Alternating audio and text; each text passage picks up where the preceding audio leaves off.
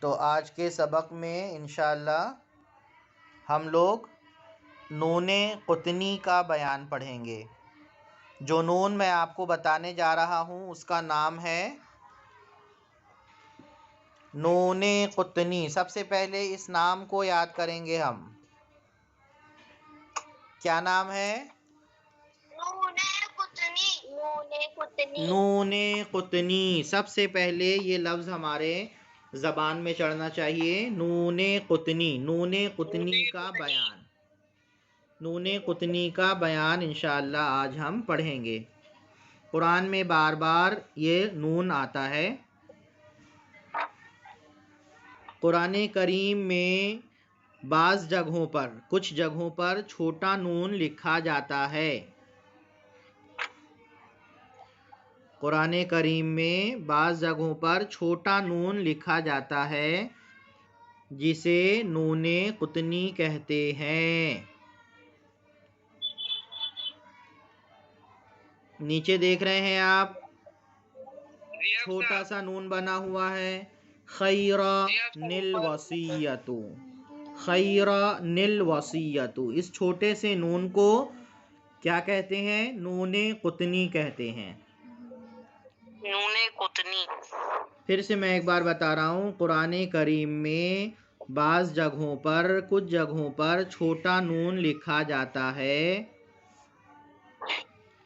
جسے نون قطنی کہتے ہیں، جسے نون قطنی کہتے ہیں، جو دراصل تنوین کا نون ہے، جو دراصل تنوین کا نون ہے،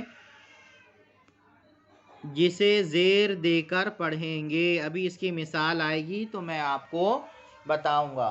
نون قطنی کہاں پر لگتا ہے انشاءاللہ بعد میں ہم پڑھیں گے، دوسرے سبق میں پڑھیں گے۔ ابھی ہم اتنا سمجھ لیں، اتنا ہم اس کو جان لیں اس کو کہ نون قطنی کسے کہتے ہیں اور اس کو کیسے پڑھنا ہے۔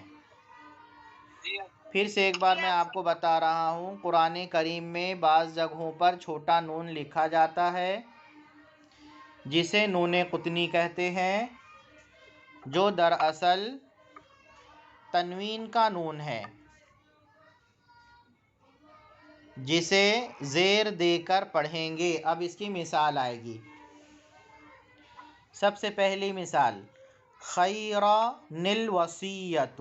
چھوٹی سی نون دکھ رہی ہے، چھوٹا نون لکھا ہوا ہے، خیر الوصیۃ۔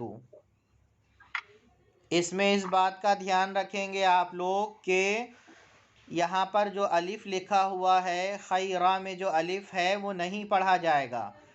جب نون قطنی آ جائے گی تو الف نہیں پڑھا جائے گا، خیر الوصیۃ۔ جی افسر۔ دوسری مثال دیکھیے، الف کو نہیں پڑھیں گے، الف نہیں پڑھا جائے گا، خیرہ کر کے نہیں پڑھنا ہے، خیر الوصیۃ۔ دوسری مثال میں آپ دیکھیے، شیئا اتخذا، شیئا اتخذا۔ یہاں پر بھی نون قطنی ہے، یہاں پر بھی الف آیا ہوا ہے شیئا میں، شیئا نہیں پڑھیں گے، ملا کر جب بھی ہم پڑھیں گے تو شیئا اتخذا، شیئا اتخذا۔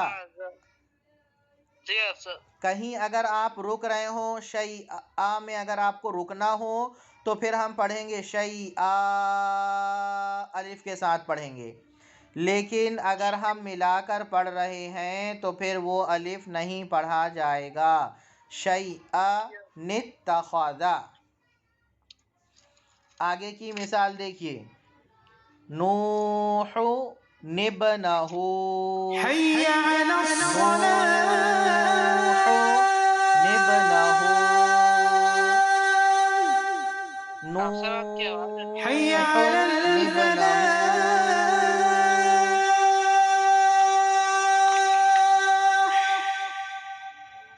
نیچے کی مثال دیکھیے،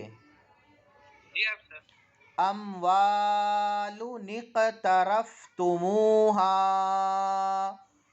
اموال اقترفتموہا۔